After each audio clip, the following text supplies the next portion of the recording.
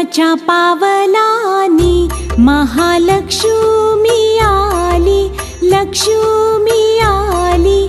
ओवाळीते कापुराने भक्ता प्रसन्न झाली, प्रसन्न झाली।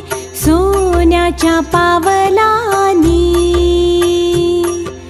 कुंकवाचा घातला सडा, मुखी तांबूल विडा, तांबूल विडा।